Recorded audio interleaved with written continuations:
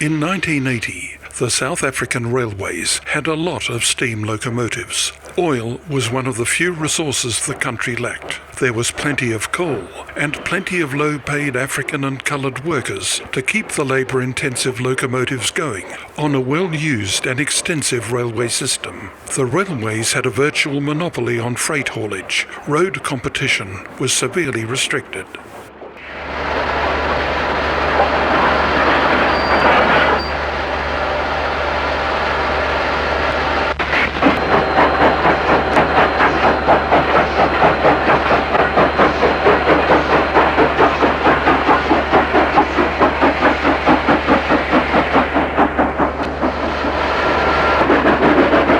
We're leaving Sturkstrom in the Eastern Cape Province and heading to Maclear, 278 kilometres away.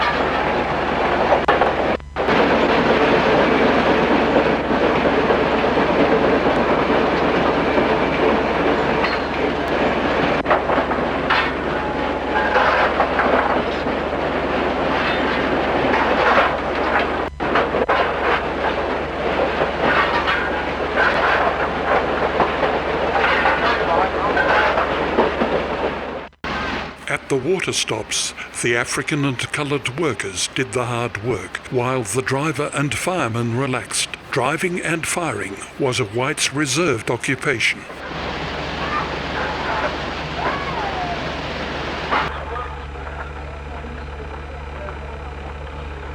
The local African children provide trackside entertainment along the way.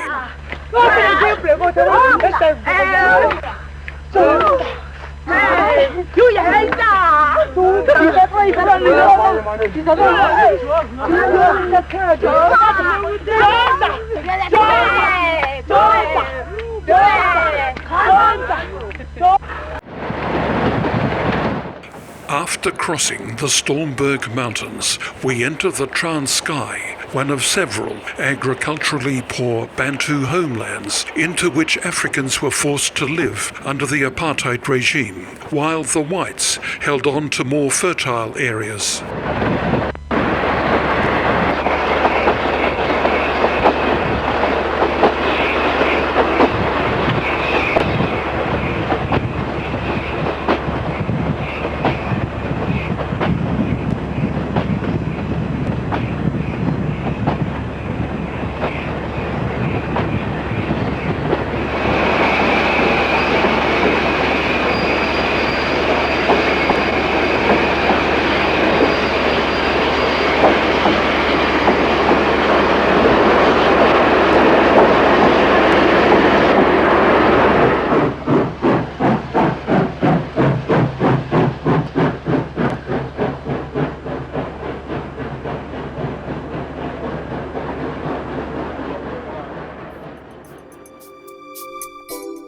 The 285-kilometre-long Port Elizabeth-Avon-Tur Railway is the longest 2-foot gauge line in the world. Since 1906, it has been carrying limestone and seasonal fruit traffic, as well as passengers, through the picturesque Langkloof Valley.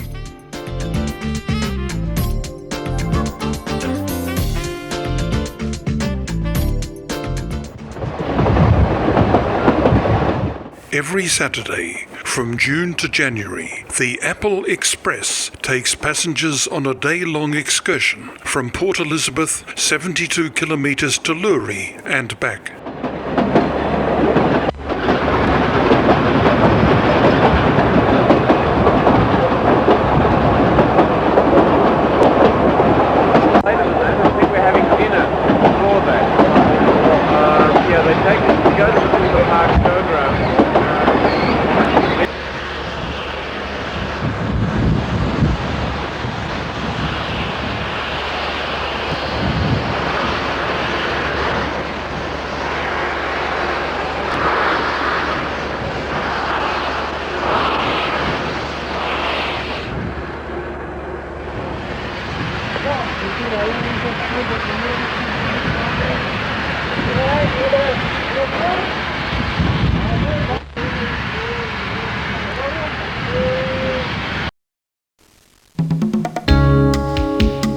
Among the rolling hills of Natal province were 4 of the 5 South African 2-foot gauge railways.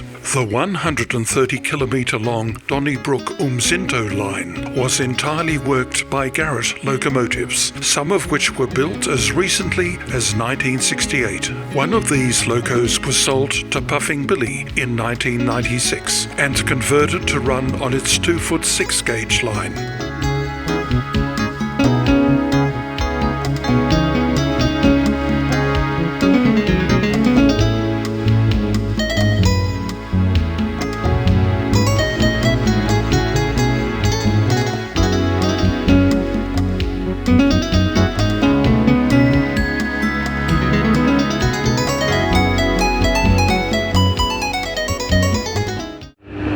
Driver Bill Bester took great pride in his loco, the Lilliputian. He and his train used to make the daily 32-kilometre journey on the Estcourt-Wienen line.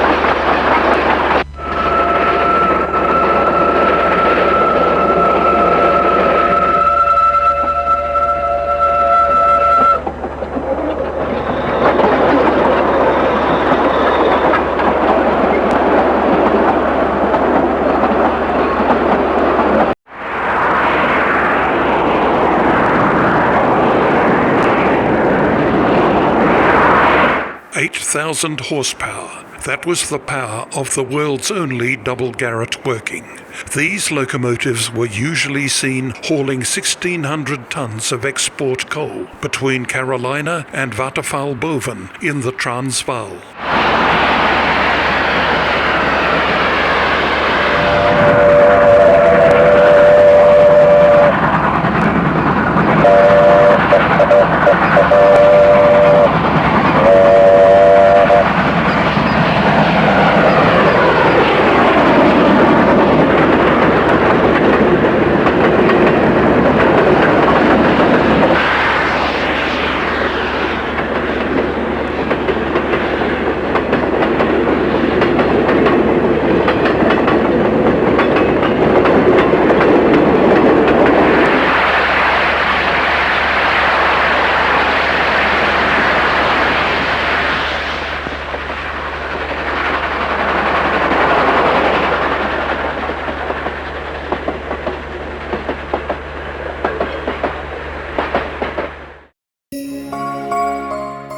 On the slopes of Devil's Peak, near Cape Town, is the memorial to Cecil John Rhodes, the man who built the railways of Southern Africa. He had a country named after him, Rhodesia.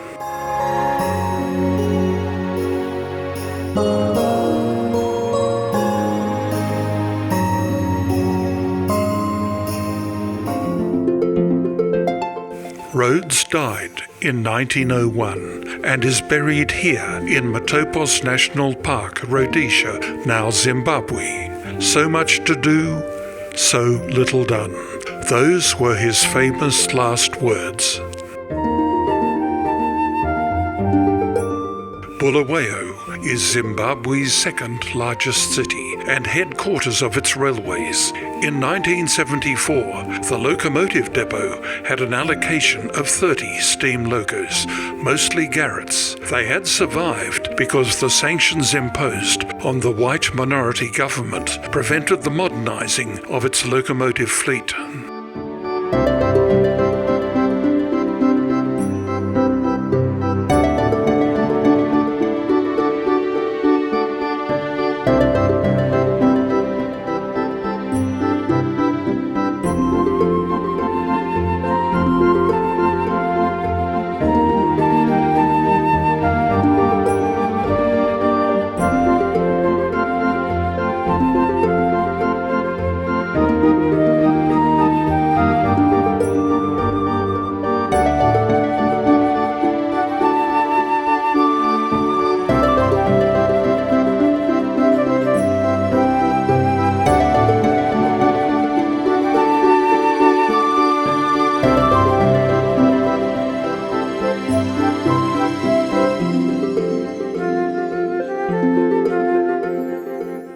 head north towards the Victoria Falls on the main North Line, which would have been part of Cecil Rhodes' Cape to Cairo Railway, which never came to fruition.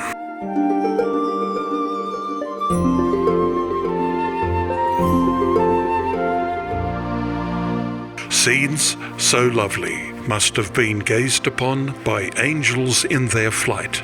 Those were the famous first words of Dr. David Livingstone when, in 1855, he became the first European to set eyes on what became the Victoria Falls.